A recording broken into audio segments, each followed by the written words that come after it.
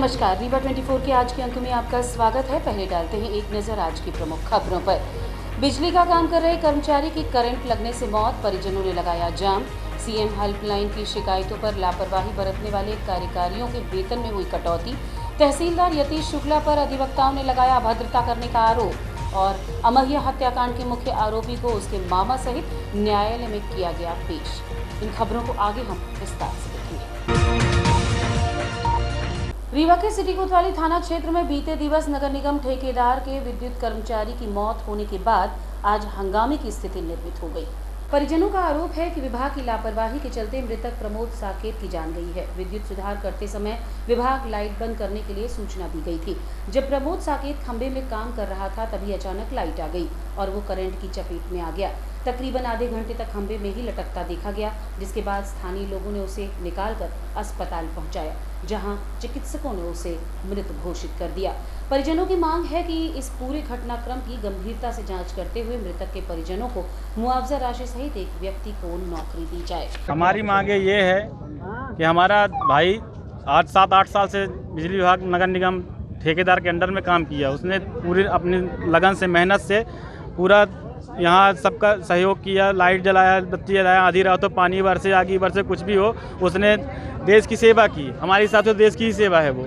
आज वो चला गया, ठीक है, अपने कर्तव्य को करते हुए चला गया, तो हम कम से कम हमारे घर में उसके बच्चे को, उसके बीवी को एक नौकरी मिलनी चाहिए और उसको, उसके घर वालों को वाजिब उसका मुआवजा मिलना चाहिए जो होता है।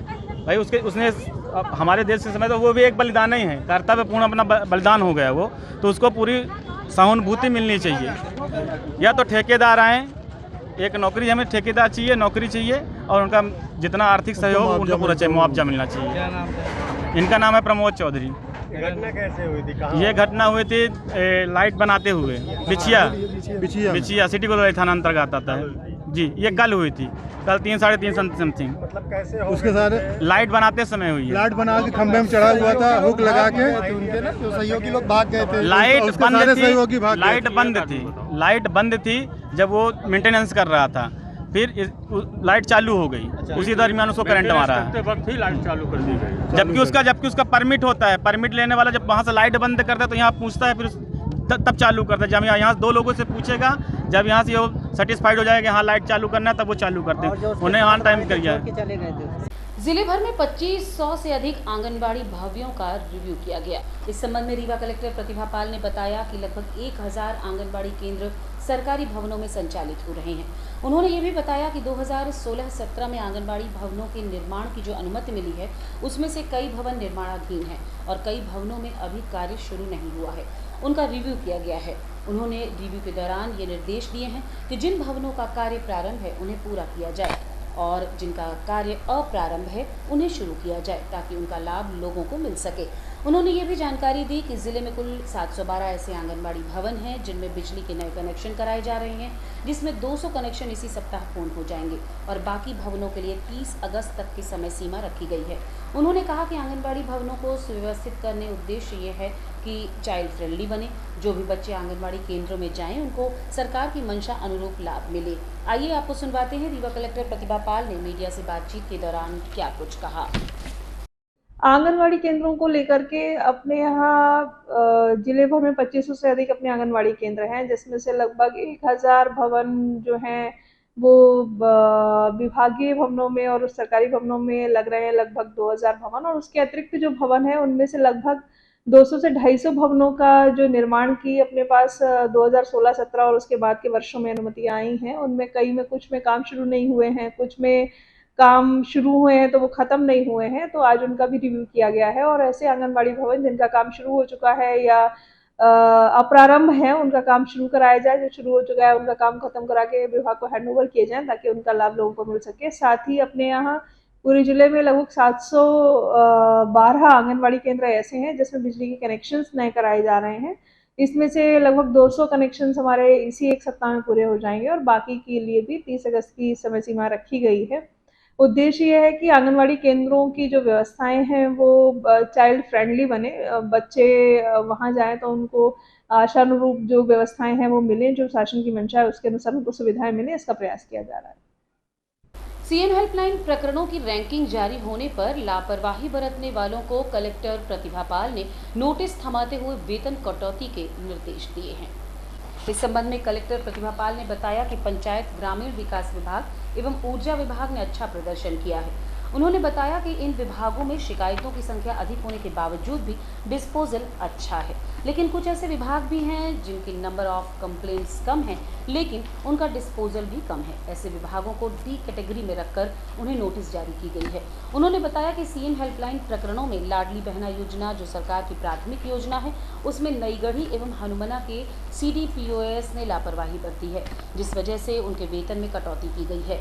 कलेक्टर प्रतिभा पाल ने कहा कि सीएम हेल्पलाइन में प्राप्त प्रकरणों के निराकरण समय सीमा पर हों व हितग्राही मूलक योजनाओं का लोगों को समय सीमा में लाभ मिले, इस दिशा में प्रयास किए जा रहे हैं। आइए सुनाते हैं रीवा कलेक्टर प्रतिभा पाल ने मीडिया से रूबरू होकर क्या कहा। सीएम हेल्पलाइन को लेकर के चूंकि जिले की रैंकिंग जारी हुई है और उसमें हम लोगों ने देखा है कि कुछ विभाग ऐसे हैं जो लगातार अच्छा प्रदर्शन कर रहे हैं, जिसमें पंचायत ग्रामीण विकास विभाग है, ऊर्जा विभाग है, जिनके यहाँ शिकायतों की संख्या ज़्यादा रहती है लेकिन उनका डिस्पोजल भी बहुत अच्छा रहता है। इसी तरीके से कुछ विभाग ऐसे भी हैं जिनके यहाँ नंबर ऑफ कंप्लेंट्स भले कम हो लेकिन उनकी डिस्पोजल भी कम है। तो ऐसे विभाग जिनका डी कैटेगरी में जो आए हैं उनको नोटिस इशू किए जा रहे हैं। साथ ही सीएम हेल्पलाइन के निराकरण में ये देखा गया कि लाडली बहना योजना इस समय की बहुत उच्च प्राथमिकता की योजना है, फिर भी 2 जगह के जो CDPOs हैं नईगढ़ी और हनुमना, उनके द्वारा इसमें लापरवाही बरती गई है, इसलिए उनको उनके वेतन पर भी रोक लगाई गई है। कुल मिलाकर के कि सीएम हेल्पलाइन की जो शिकायतें हैं उनके निराकरण लोगों के तय समय सीमा में हो, जो हितग्राही मूलक योजनाएं हैं उनका लाभ लोगों को भली प्रकार से मिले, इसकी तैयारी की जा रही है। लगातार बढ़ती भी जा रही है CM helpline madam. CM helpline लगातार हर महीने का अपना अलग ट्रेंड रहता है। कभी कभी जैसे ही लाडली बहना योजना में लोगों ने अपने आवेदन करने शुरू किए, किन्हीं कारणवश यदि कोई रह गया या उसके खाते में कोई दिक्कत है तो इस तरीके से इस योजना में शिकायतें बढ़ी। तो जिस समय खेत खाली होते हैं सीमांकन की शिकायतें बढ़ जाती हैं। तो हर समय की जो सीएम हेल्पलाइन का ट्रेंड है हर मंथ का वो अलग अलग होता है। पिछले महीने अपने सीएम हेल्पलाइन की संख्या बहुत अधिक थी, इस महीने कंपैरेटिवली कम है, लेकिन लगातार पिछले महीने भी विभागों ने प्रयास किया था कि उनका निराकरण समय सीमा में कराए जाए। इस महीने भी उस पर फोकस किया जा रहा है। अभी तक क्या कार्रवाई की है मैडम? अभी तक चूंकि 20 तारीख की रैंकिंग आती है, 20 तारीख के बाद हम लोग अगले महीने की तैयारी शुरू करते हैं सीएम हेल्पलाइन में। तो सभी विभागों ने अपनी शिकायतें छांट ली हैं, अलग अलग कर ली हैं और अब उनमें अग्रिम कार्रवाई करके उनको संतुष्टिपूर्वक बंद कराने पर सभी विभाग काम करेंगे। अमैया हत्याकांड के 2 आरोपियों को पुलिस ने आज न्यायालय में पेश कर दिया। अमैया थाना अंतर्गत गोली मारकर हत्या करने वाले मुख्य आरोपी सुमित सिंह के साथ उसके मामा को अमैया पुलिस ने न्यायालय में पेश किया है। आरोपी घटना के बाद फरार था और बीते दिवस थाना में पहुंचकर सरेंडर किया था। पुलिस ने गहन पूछताछ के बाद न्यायालय में पेश किया था और आज पुलिस अदालत से रिमांड भी ले सकती है। इस हत्याकांड से शहर में हलचल मच गई थी और मृतक के परिजनों ने जाम लगाकर आरोपियों की गिरफ्तारी की मांग की थी। पुलिस सूत्रों की माने तो आरोपी ने पूछताछ में प्रमुख जानकारी भी दी है, जिसके बाद पुलिस रिमांड भी ले सकती है।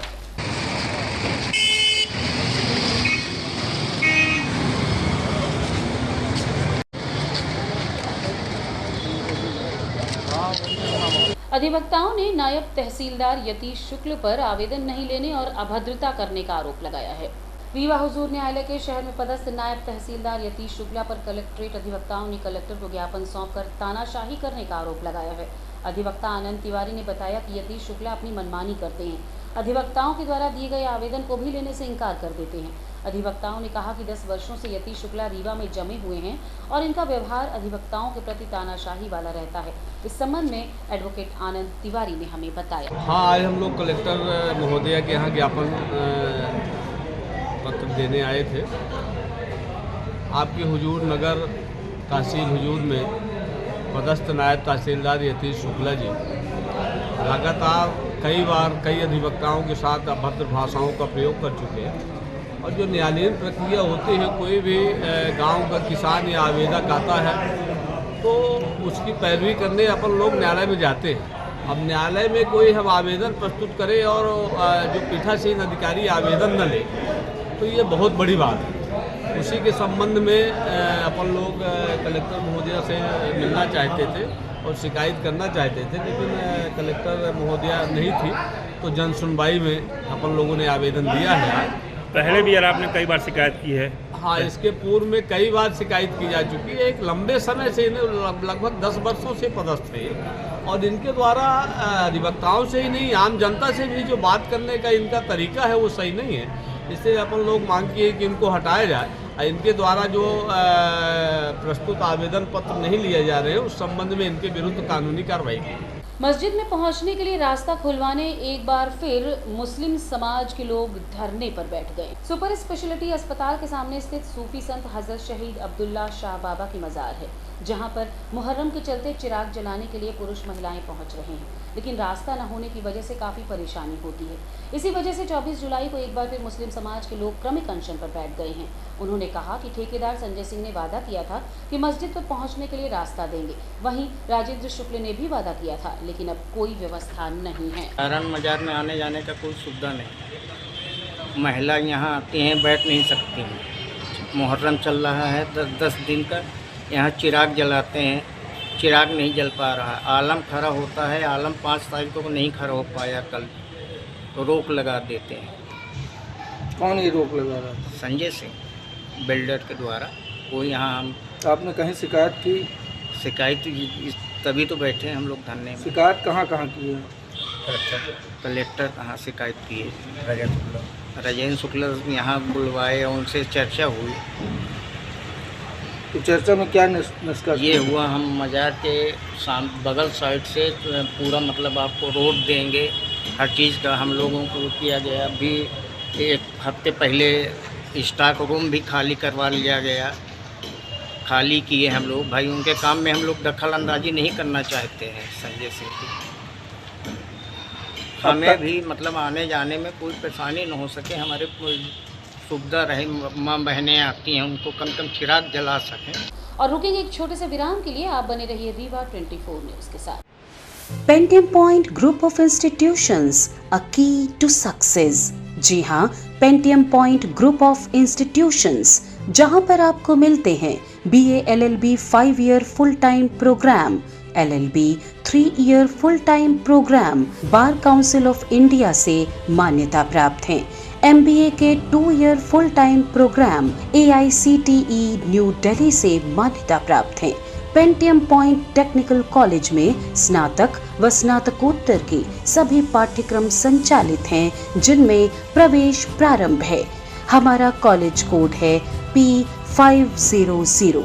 याद रखिए, सामान्य वर्ग BPL कार्ड धारकों को शिक्षण शुल्क में छूट व SC/ST OBC छात्रों को मध्य प्रदेश शासन के नियमानुसार छात्रवृत्ति। आप संपर्क कर सकते हैं हमारे हेड ऑफिस में, जो है हेडगेवार नगर रेडियो कॉलोनी के सामने रीवा, और कॉलेज कैंपस में जो है करहिया सिमरिया रोड और हरदी सिमरिया रोड रीवा में। अधिक जानकारी के लिए हमारे फ़ोन नंबर पर संपर्क कर सकते हैं। हमारा फ़ोन नंबर है 07662438035। मोबाइल नंबर पर भी संपर्क किया जा सकता है, जो है 9992084339।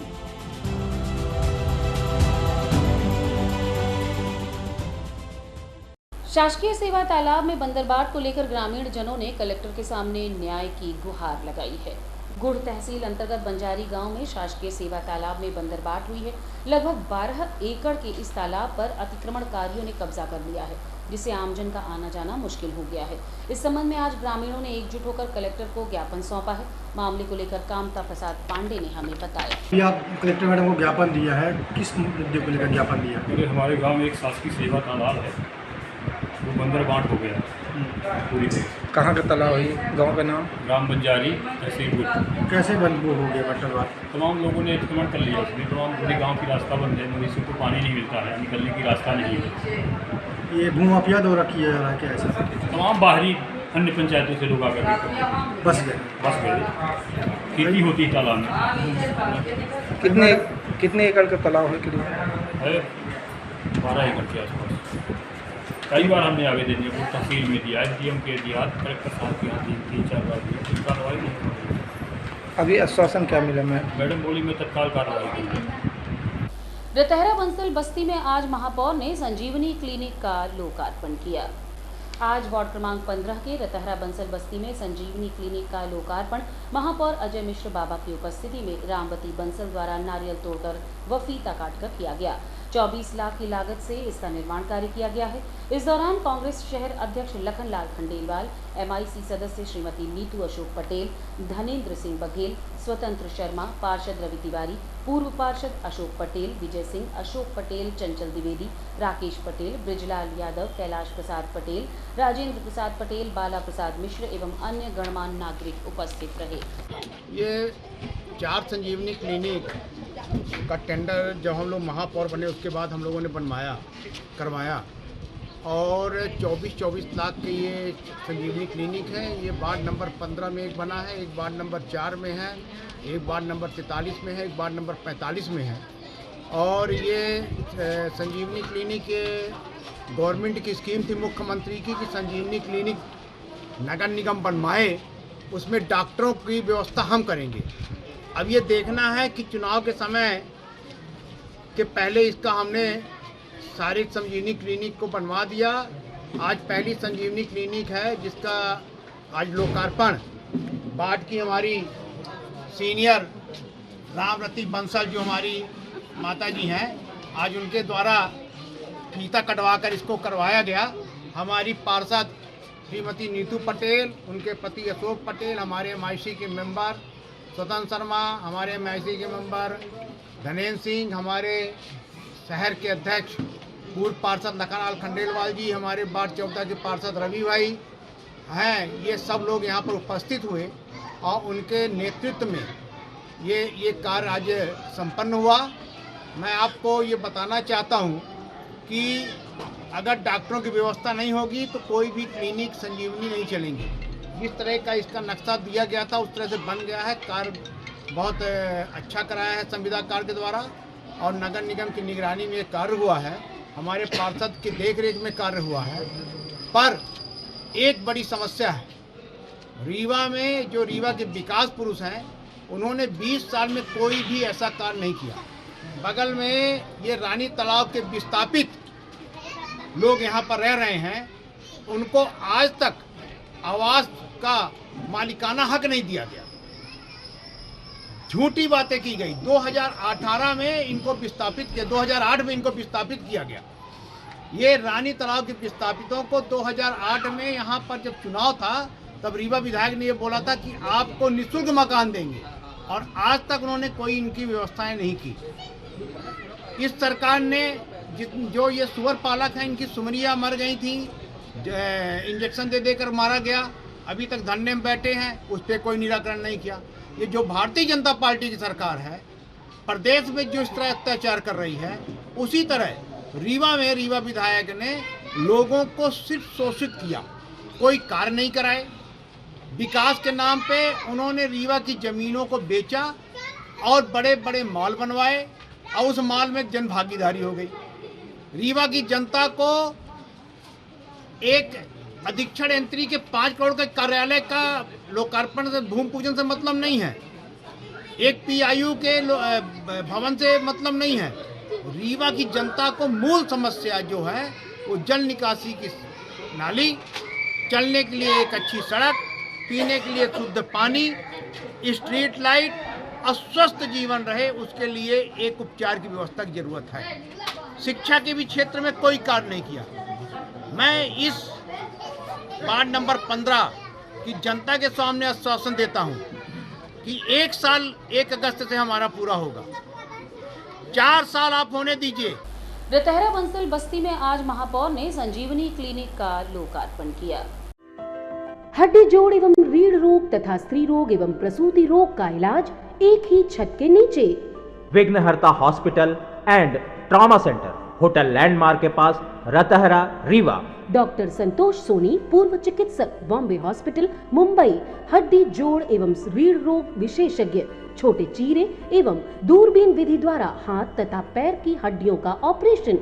गठियाबात, जटिल एवं बिगड़े हुए फ्रैक्चर का बेहतर इलाज करते हैं डॉक्टर संतोष सोनी। विघ्नहर्ता हॉस्पिटल ट्रॉमा सेंटर में ही स्त्री एवं प्रसूत रोग विशेषज्ञ डॉक्टर शैलजा सोनी भी उपलब्ध हैं, जिनकी देखरेख में नॉर्मल डिलीवरी, सिजेरियन ऑपरेशन एवं बच्चेदानी से संबंधित ऑपरेशन की बेहतर सुविधा। संतानहीन दंपत्ति तत्काल संपर्क करें। विघ्नहर्ता hospital and trauma centre, hotel landmark के पास, रतहरा, रीवा। सुविधाजनक एवं सफल इलाज हेतु आज ही संपर्क करें। विघ्नहर्ता hospital and trauma centre, hotel landmark के पास, रतहरा, रीवा। मोबाइल नंबर 7828781983 अथवा 8462956774 पर।